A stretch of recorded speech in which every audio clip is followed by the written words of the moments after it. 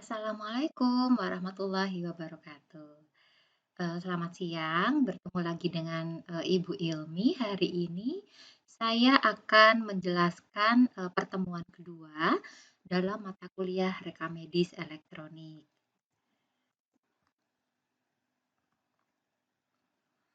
Untuk pembahasan pada mata kuliah RMI hari ini, yaitu terkait dengan sistem informasi kesehatan dan ruang lingkup Reka Medis Elektronik.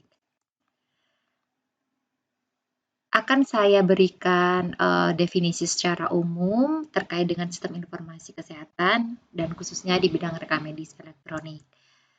Baik, di sini nanti teman-teman silakan meluangkan waktu 1 sampai 2 menit untuk memfokuskan konsentrasi. Silahkan sebutkan sesuai dengan warnanya ya. Jadi nanti ini merupakan salah satu brainstorming supaya mahasiswa fokus dalam perkuliahan di Reka Medis Elektronik. Nah, tujuan dari perkuliahan hari ini yang pertama yaitu mahasiswa diharapkan mampu untuk mendefinisikan kembali apa sih sistem informasi kesehatan. Yang kedua, harapannya mahasiswa memiliki pengalaman terkait apa sih sebenarnya implementasi atau bentuk yang terselenggaranya sistem informasi kesehatan. Lalu yang ketiga, mengapa kita perlu belajar sistem informasi kesehatan di prodi RMIK. Dan yang keempat, tentunya ada beberapa contoh yang diterapkan di kehidupan sehari-hari, khususnya terkait dengan sistem informasi kesehatan dan rekamedis elektronik. Di sini saya akan memberikan perkenalan apa sih sebenarnya yang perlu kita pelajari tentang sistem informasi kesehatan.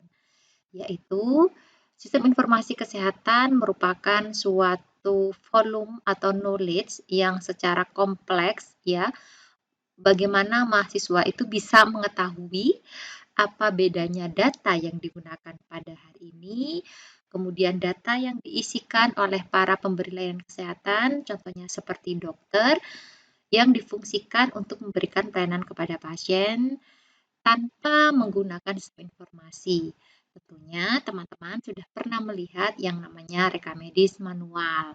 Nah, rekamedis yang berbasis kertas atau paper base di sini diisikan oleh dokter atau tenaga kesehatan yang memberikan asuhan keperawatan kepada pasien secara manual dengan tulis tangan.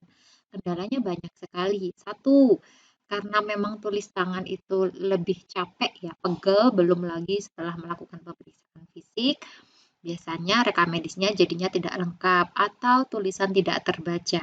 Karena memang banyak yang tulisan seperti tulisan rumput, sehingga banyak yang berasumsi atau meraba-raba kira-kira diagnosisnya ini apa ya yang dituliskan oleh dokter. Yang kedua, banyak para dokter sebenarnya belum siap.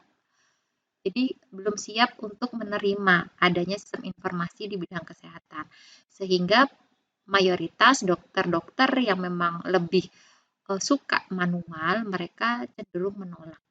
Karena beliau-beliau merasa manual itu kayaknya lebih karena habit ya, jadi lebih nyaman daripada yang elektronik.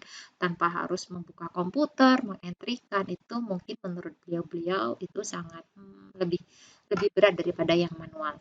Sehingga hingga sampai saat ini banyak sistem informasi yang diimplementasikan di sarana pelayanan kesehatan belum sukses karena tadi dari penggunanya memang belum siap.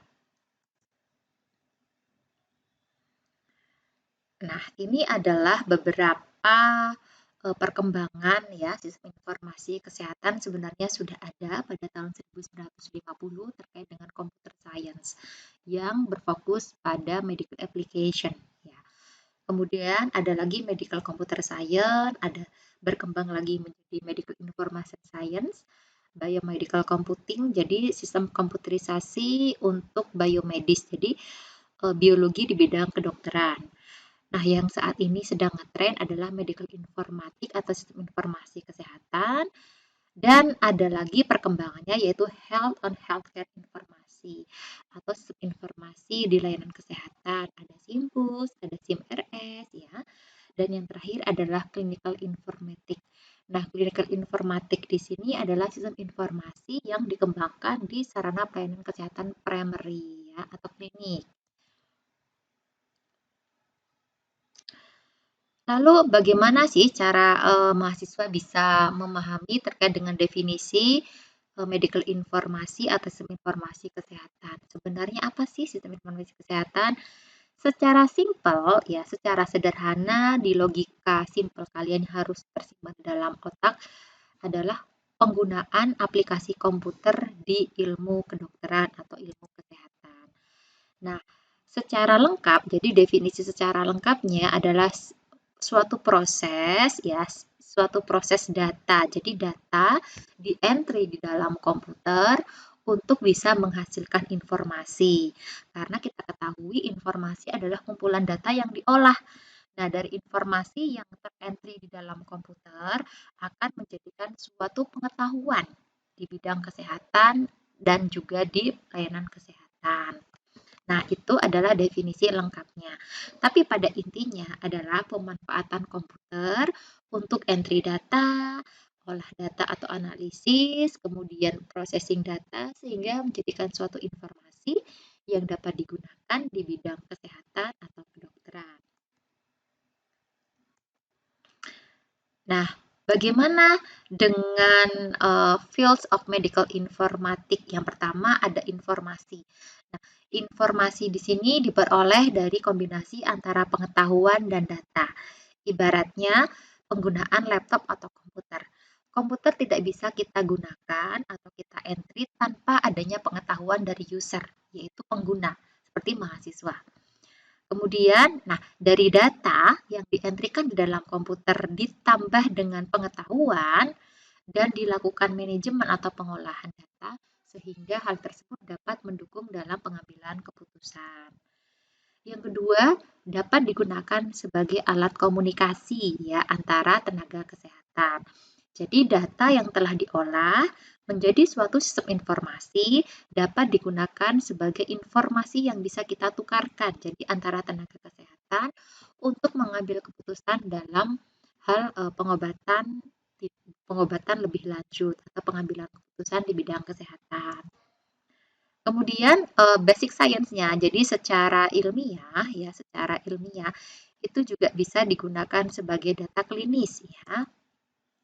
Kemudian bisa digunakan sebagai medical education atau pendidikan kedokteran, sebagai penyusunan perencanaan serta pengambil kebijakan. Nah, hal itu tentunya hampir sama dengan fungsi rekam medis. Nah, di dalam rekam medis sendiri itu ada fungsi Alfred ya.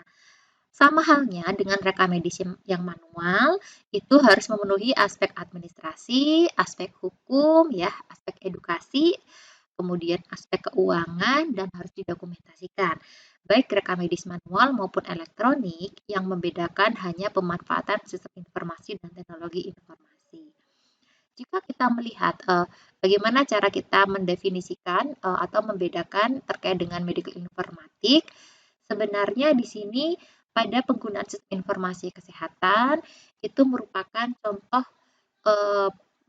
pengetahuan atau knowledge yang memahami terkait dengan systematic study yang seperti patient cohort. Jadi kita mengamati mulai dari pasien itu datang, memiliki riwayat penyakit apa, ya, kita entrykan di dalam komputer.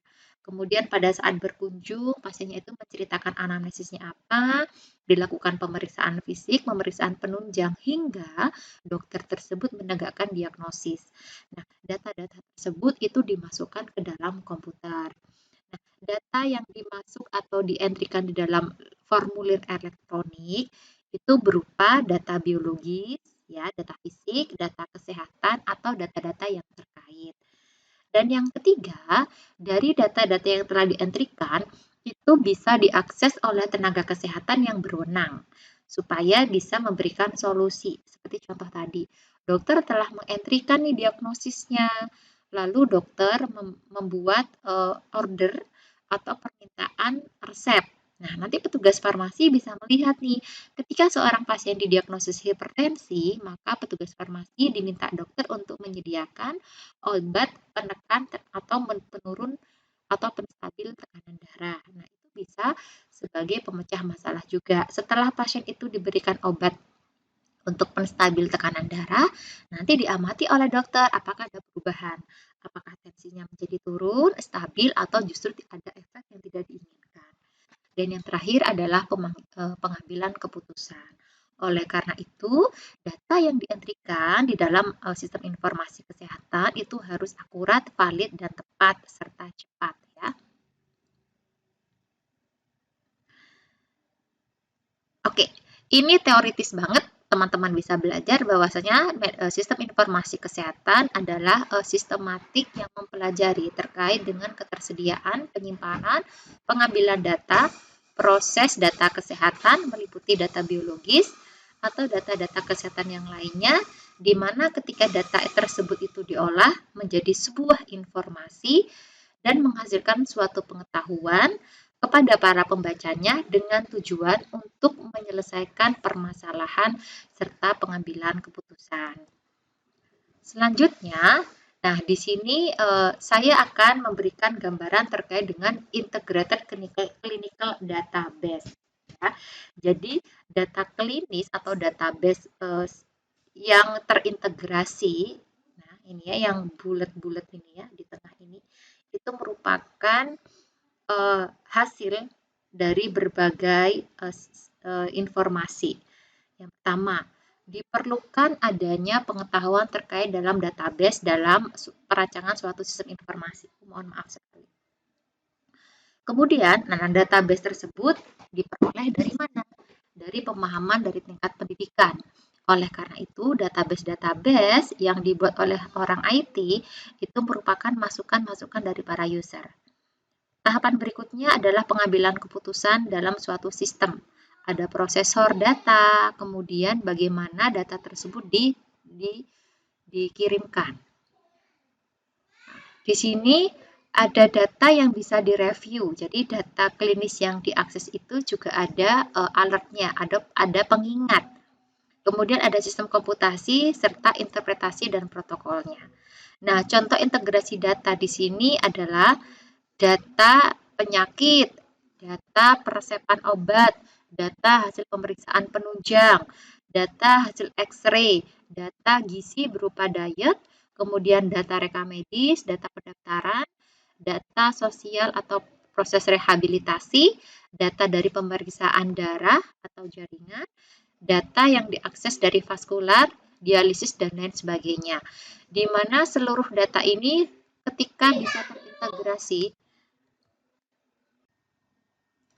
Jadi, untuk mencapai data yang terintegrasi, banyak data yang diperoleh dari beberapa unit yang telah saya sebutkan sebelumnya. Kemudian di sini ada kompilasi dari suatu sistem yang harapannya data yang terintegrasi tadi bisa mendukung dalam pengambilan keputusan.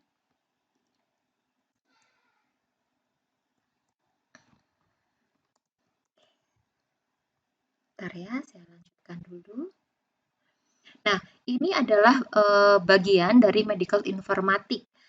Ada rekam medis yang terkomputerisasi, kemudian ada suatu software terkait dengan sekuritas atau keamanan sistem informasi untuk medis, ada telemedicine, ada informasi keperawatan, kemudian ada clinical information system, medical software engineering, serta health information network, dan lain sebagainya. Itu merupakan bagian dari medical informatik. Nah, kenapa sih kita belajar sistem informasi? Oke, jadi secara klasik, data itu sebenarnya bisa ditransfer dalam bentuk pengetahuan secara hierarki atau dibutuhkan pengetahuan dalam mengolah data. Sehingga harapannya nanti ada tingkat kepercayaan. Ya, yakin nih kalau datanya diolah dengan pengetahuan yang baik, bisa menghasilkan suatu informasi yang dapat dipertanggungjawabkan. Yang kedua, adanya pengetahuan. Pengetahuan yang cerdas, yang pintar pintar dan bijak ya dalam mengolah data itu juga bisa dipertanggungjawabkan. Nah, dari data yang dikombin dengan knowledge tadi diharapkan setelah diolah bisa menghasilkan suatu informasi. Nah, sehingga informasi tadi juga bisa dipercaya. Lalu, apa sih bedanya data, informasi, dan knowledge? Nah, kalau data adalah kumpulan dari fakta, sedangkan informasi adalah outcome dari data yang telah dilakukan analisis. Sedangkan knowledge di sini adalah suatu pengetahuan yang memang dibutuhkan dalam mengolah suatu informasi. Jadi, harapannya dengan knowledge yang bagus, informasi bisa terserap atau dibaca secara baik dan benar. Nah, mengapa sih kita perlu melakukan manajemen data secara baik? Nah, contohnya saat ini sudah ada dalam implementasi rekam medis kesehatan personal, ya. Kemudian tujuannya ada bagian dari Alfred atau administrative purpose, bisa digunakan sebagai penelitian dan pengetahuan serta aspek legal dan tentunya itu juga bisa mendukung dalam bidang finansial atau keuangan. Nah, jadi sama halnya rekam medis manual maupun elektronik itu tujuannya tadi salah satunya seperti Alfred ya. Berikutnya, mengapa sih kita sebenarnya masih kurang ya, kurang pendekatan dalam mengoptimalkan sistem informasi kesehatan. Yang pertama, kurangnya dari aspek organisasi. Kemudian kurangnya terkait dengan kebutuhan logistik, kurangnya riset, serta prosedur yang baik dan benar dalam pengelolaan sistem informasi kesehatan. Ini ya, bagaimana dengan yang berbasis kertas? Satu, mudah error. Nah, mudah error di sini misalnya tulisannya tidak mudah dibaca, ya, sehingga ada mispersepsi atau salah persepsi yang menyebabkan pasiennya terjadi alergi pada obat. Misalnya dokter nih menuliskan resep amoxilin, amoksan itu sama-sama jenis antibiotik. Tetapi ada contoh juga obat-obatan yang memang lasa. Jadi suara hampir sama, bentuknya juga hampir sama. Jadi sounds alike, sound alike. Jadi kedengarannya sama, tetapi ketika kita melihat bentuk obatnya berbeda. Nah, itu bisa menyebabkan pasiennya alergi obat. Yang kedua bisa terjadi kesalahan pada pengobatan antar pasien. Yang ketiga kesalahan dosis. Jadi misalnya tulisannya maunya nulisnya miligram, tetapi bacanya gram. Kurang lengkap itu juga bisa berbahaya atau fatal. Kemudian bagaimana sih dengan kendala kita jika diimplementasikan secara manual pelaksanaan rekam medis? Satu, kalau manual jelas butuh tempat penyimpanan. Ya, kalau tempat penyimpanan berarti butuh layout ruangan yang lebih luas. Lingkungannya juga menjadi lebar, waktunya menjadi lama ya, karena memang respon time pencarian data secara manual itu lebih lama daripada yang elektronik. Terus solusinya bagaimana? Ya tadi, menerapkan sistem informasi kesehatan, di mana data-datanya tersimpan dalam database, kemudian datanya mudah dicari atau retrieval, kemudian butuh akses internet, dan yang keempat butuh pemrograman komputer. Dan yang menjadi tantangannya adalah dari segi biaya. Pasti lebih mahal di awal pada proses pengadaan. Tetapi jika kita melihat investasi atau manfaat jangka panjang, jauh lebih efektif yang menggunakan elektronik. Simpelnya, ketika kalian kuliah daring seperti ini, semua materi diupload secara elektronik. Kalian tinggal simpan di dalam handphone.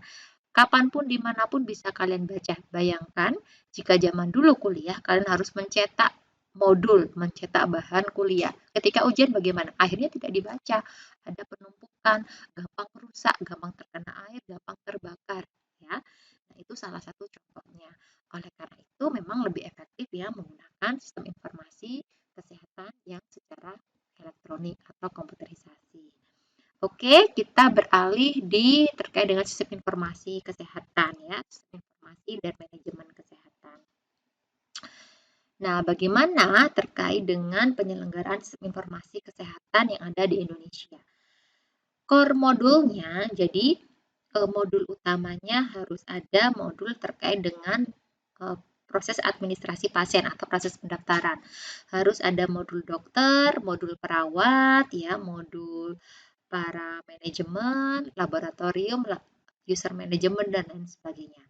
Kemudian, sedangkan untuk support modulnya, sistem informasi pendukungnya adalah sistem informasi bank darah, psikoterapi, dieting, dan lain sebagainya.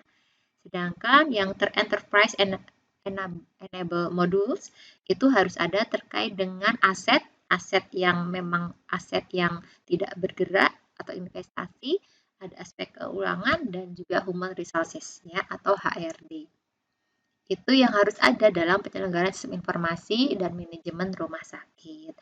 Nah, oleh karena itu yang perlu kalian garis bawahi dalam penerapan sistem informasi kesehatan di rumah sakit harus berfokus pada pasien, user friendly, easy to use, mudah digunakan, kemudian aplikasinya berbasis web, multi-level distribusi hospital informasi system, jadi bisa diakses oleh beberapa multi-level di rumah sakit, aman, ada privacy. Nah, privacy di sini harus ada authentication, autorisasi, dan privacy policy atau kebijakan privacy. Dan yang paling penting adalah terintegrasi. Minimal harus ada integrasi pada identifikasi pasien supaya mendukung aspek keamanan. Yang kedua, single login. Jadi hanya user-user tertentu yang bisa mengakses yang memiliki user dan password. Yang ketiga, use of control vocabulary for coding. Jadi, pada penggunaannya harus dikontrol dengan kode-kode sistem informasi. Dan yang terakhir adalah datanya harus konsisten dan transparan. Jadi, jangan sampai ketika kalian di PMIK bagian pendaftaran akan mengentrikan jenis kelamin hanya tersedia satu jenis kelamin, yaitu laki-laki. Sedangkan perempuannya tidak bisa di-entry. Oleh karena itu, harus ada pakem-pakem data yang digunakan dalam membuat modul sistem informasi. Oke, ini ya, tadi sudah saya singgung di depan, bahwasanya ketika akan membuat sistem informasi rumah sakit harus berfokus pada pasien, harus ada ketersediaan tempat tidur untuk pasien rawat inap, dan pada circle yang warna biru adalah sistem informasi yang harus tersedia. Minimal pasien itu datang bisa konsultasi dengan dokter ya. Dokter bisa mengakses sistem informasi atau rekam medis pasien rawat inap, kemudian hasil pemeriksaan lab ya. Lalu datanya bisa dianalisis untuk menjadikan informasi dalam pengambilan keputusan atau rencana jangka panjang. Oleh karena itu, dalam pembuatan sistem informasi kesehatan harus bekerjasama dengan vendor. Dan datanya bisa diakses oleh para penyedia layanan kesehatan, bank, lab yang bisa diakses atau lab eksternal, para pengambil kebijakan, serta para peneliti.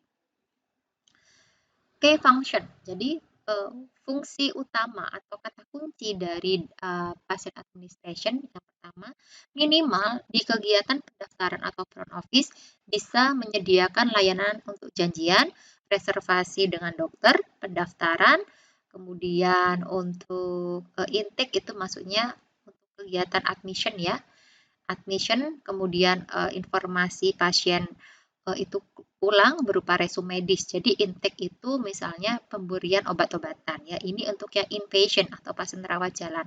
Sedangkan untuk yang administrasi kegiatan pasien rawat jalan minimal untuk janjian dengan dokter, pendaftaran, pembayaran, penerimaan resep, kredit note itu seperti pembayaran setarifan atau pengembalian biaya.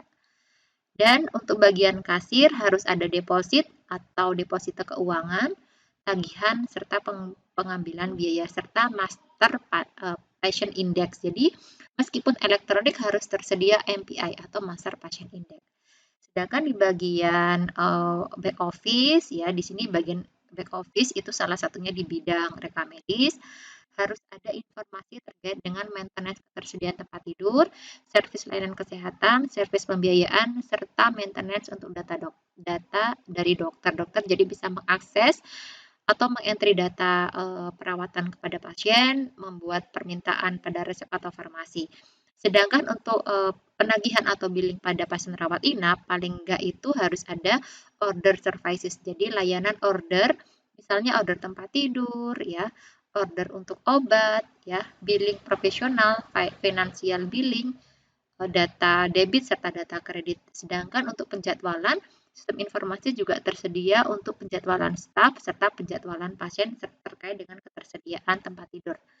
Nah, di unit nursing station atau unit keperawatan, minimal untuk data administratif meliputi terkait dengan data atau ketersediaan layanan di keperawatan, inden tempat tidur atau inden tindakan pengobatan dan perawatan, kemudian ada roster serta pasien pindahan atau transfer.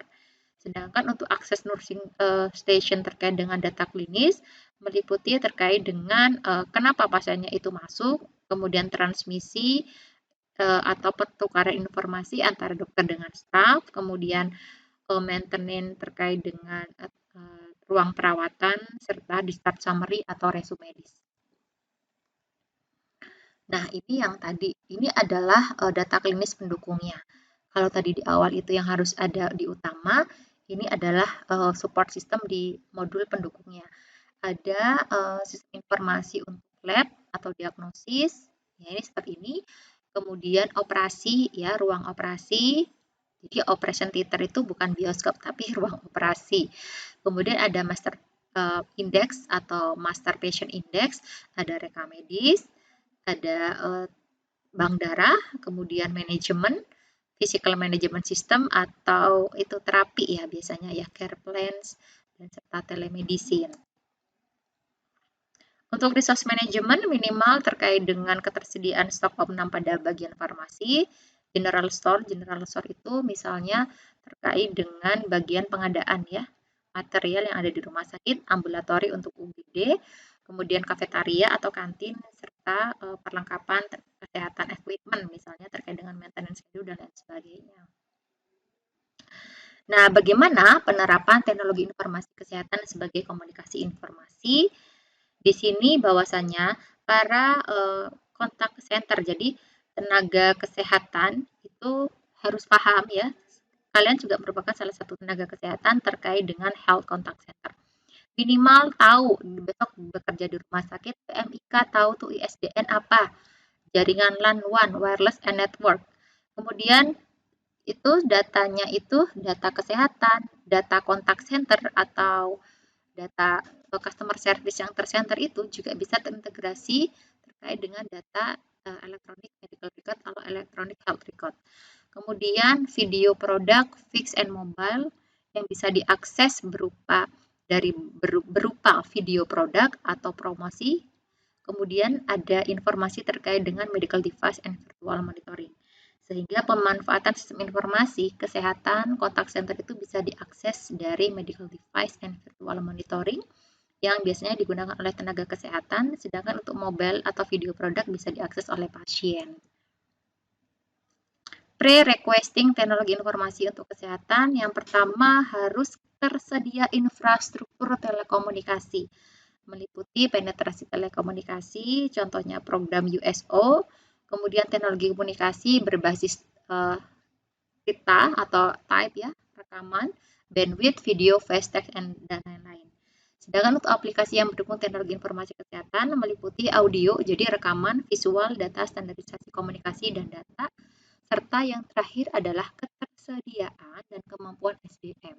Sebagus apapun teknologinya, selengkap apapun sarana prasarana, jika SDM-nya tidak mau belajar, tidak mau berubah, sama saja itu jadinya fail atau gagal.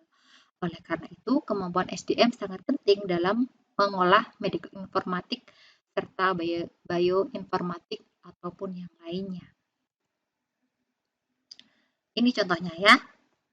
Kalau dulu masih berbasis komputer, saat ini bisa berbentuk prototype, ya web console integrated.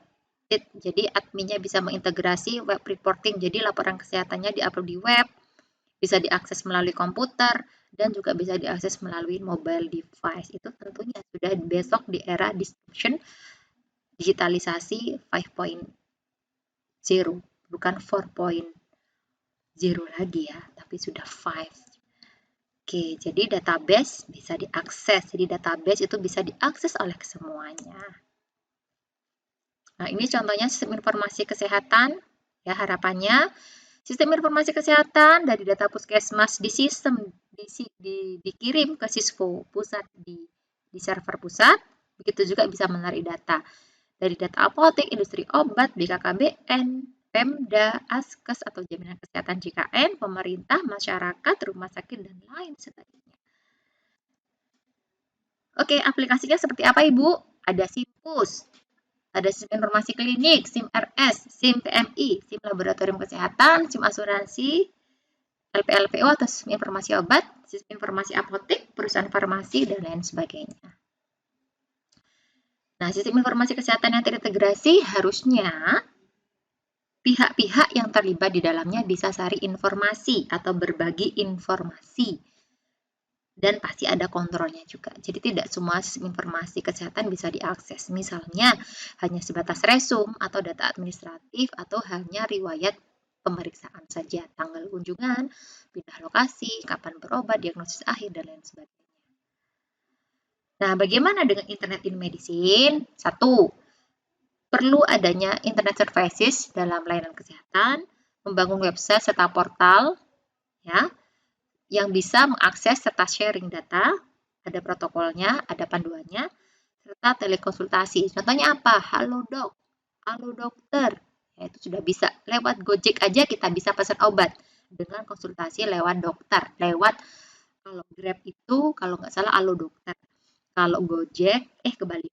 Kalau Gojek halo dokter, kalau Grab itu saya ambil contoh merek yang memang sudah ada implementasinya.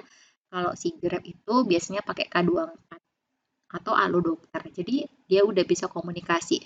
Saya kemarin coba sekali konsultasi itu 10.000 dengan dokter dalam waktu 30 menit, hemat ya sebenarnya. Kita tinggal duduk main handphone, konsultasi, obat datang tinggal bayar. Oke, demikian kuliah pada hari ini. Terima kasih banyak. Saya tutup.